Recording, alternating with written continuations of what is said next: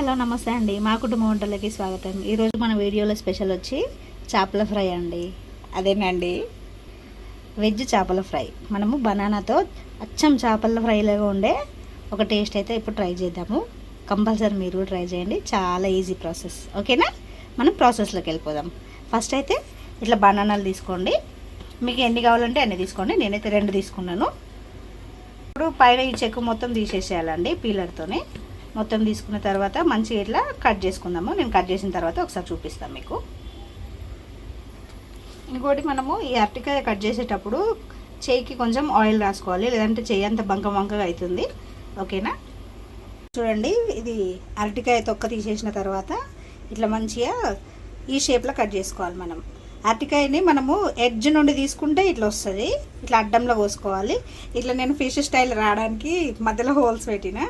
అయితే మనకు ఇది నల్ల కాకుండా కొంచెము ఉప్పు నీళ్ళల్లో వేసుకోవాలి. ఇట్లా కట్ చేసుకున్నాం కదా, ఇప్పుడు దీనికి మంచిగా కారము అది ఉప్పు పట్టిద్దాము చేపల ఫ్రై లాగా చేసుకోవడానికి. ఇట్లా ఒక వెడల్పు ఉన్నది గిన్నె తీసుకోవాలి. ఇప్పుడు ఇందులో ఉప్పు, కారం, అల్లం వెల్లుల్లి పేస్ట్, పసుపు వేసుకుందాము. కారము నేను 2 స్పూన్లు తీసుకుంటున్నాను. మన స్పైసీనెస్ ఎంత తింటామో అంత చూసుకొని వేసుకోండి.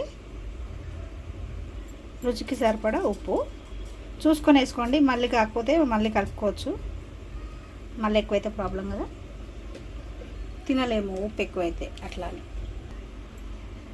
ఒక 1/2 టీ స్పూన్ అల్లం వెల్లుల్లి పేస్ట్, చిటికెడంత పసుపు. ఇప్పుడు ఇవన్నీ మంచిగా మిక్స్ చేసేసుకున్నాం, ఇట్లా కలుపుకున్నాము. ఇదండి ఇట్లా కలుపుకున్నాం కదా. ఇప్పుడు అరటికాయలన్నిటికీ పట్టిద్దాం ఈ కారంని. చూడండి ఇట్లా ఒక్కొక్క పీస్కి మంచిగా ఇట్లా కారం ఇవన్నీ మంచి పట్టేటట్టు అప్లై చేయాలి అంతా. చూడండి ఇట్లా మొత్తం ముక్కలన్నిటికీ పట్టించేసేయాలి.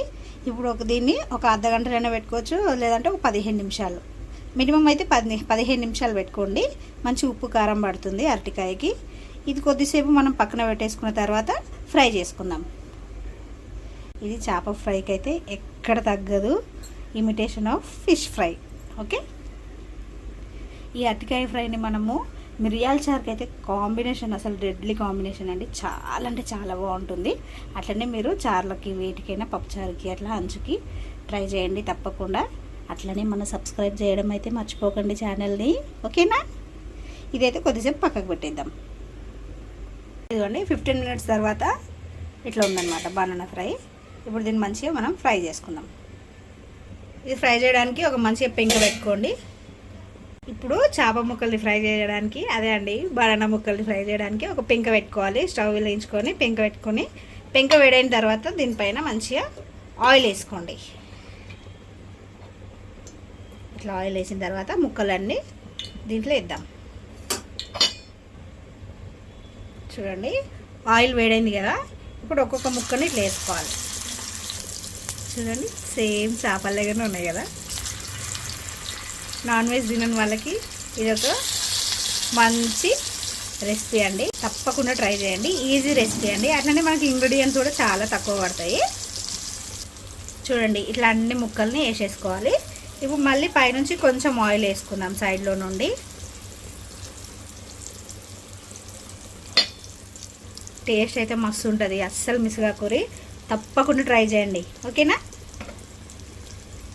దీనికి మూత ఏం పెట్టని అవసరం లేదండి. ఇది మంచిగా క్రిస్పీగా కావాలంటే మనకు మూత లేకుండా చేసుకుంటేనే మంచిగా క్రిస్పీగా వస్తుంది. ఇప్పుడు మూత పెట్టినాం అనుకోండి, బనానా కదా తొందర మెత్తబడిపోతుంది మళ్ళీ. అట్లా అని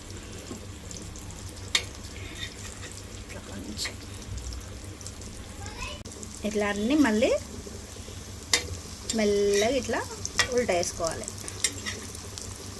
తిప్పేసుకుంటే ఇక్కడ కూడా మంచిగా వేగుతుంది కదా. స్లో వేసుకోండి, మళ్ళీ ఇచ్చుకోబోతుంది. బాగుంటుంది టేస్ట్ అయితే. తప్పకుండా అంటే తప్పకుండా ట్రై చేయండి. చూడండి అసలు చేపల్లాగానే ఉన్నాయి కదా కనిపిస్తుంది. అట్లనే సేమ్ ముక్కలు చూస్తుంటే మీకు కూడా తినాలనిపిస్తుంది కదా. తొందరగా వెళ్ళి మీరు కూడా బనానాలు అన్నీ ట్రై చేయండి తీసుకొని వచ్చి ఇంట్లో. ఇంకా ఈ వర్షాకాలం మంచి వర్షాలు పడుతుంటాయి, ఇట్లా వేడివేడిగా చేసుకొని తింటే సూపర్గా ఉంటుంది. ఫ్రైలకు కొంచెం ఇంపార్టెన్స్ ఇస్తాం కదా, ఈ వెదర్లో అయితే తప్పకుండా ట్రై చేయండి. ఇట్లా అన్నీ ఫ్రై చేసేసుకోవాలి మంచిగా ఆయిల్లో. ఇంట్లో మీరు ఎవరికైనా ఫస్ట్ సర్ప్రైజ్ చేయాలంటే చెప్పకండి, చెప్పకుండా ఇవి తీసుకొని ముంగడ పెట్టండి, ఓకేనా? చూద్దాం వాళ్ళు ఏమంటారో తినకముందు. ఇక చూడండి, సేమ్ ఫిషే కదా. మీరు కూడా ట్రై చేసి ఇంట్లో నాకు కామెంట్ రూపంలో తెలియజేయండి. వాళ్ళు కూడా ఇష్టంగా తింటారు, మంచిగా స్నాక్ ఐటెం లాగా. అది దీన్ని కొద్దిసేపు ఇట్లా వదిలేద్దాం. మంచిగా క్రిస్పీగా అయ్యే వరకు పెట్టుకోండి. క్రిస్పీగా అయిన తర్వాత తీసేయడమే, సర్వ్ చేసుకోవడం. ఇంకా స్టవ్ మాత్రం మంచిగా సిమ్లో పెట్టుకోండి. కొంచెం టైం తీసుకొని మంచిగా మెల్లగా ఫ్రై చేసుకొని తినండి మంచిగా, ఓకేనా? చూడండి మంచిగా అయిపోయినాయి క్రిస్పీగా ముక్కలు అయితే. ఇప్పుడు మనము స్టవ్ ఆఫ్ చేసేసి సర్వింగ్ బౌల్లోకి తీసేసుకోవడమే, ఓకేనా? తప్పకుండా ట్రై చేయండి. తక్కువ ఇంగ్రీడియంట్స్ కాబట్టి తక్కువ టైమే పడుతుంది మనకి, ఎక్కువ ఏమి ఇట్లా ఆర్భటాలు ఏమి ఉండదు, ఈజీగా అయిపోతుంది. తప్పకుండా ట్రై చేయండి. మన ఛానల్ని అయితే సబ్స్క్రైబ్ చేయడం అస్సలు మర్చిపోద్దండి. బాయ్ అండి, have a nice day, bye bye.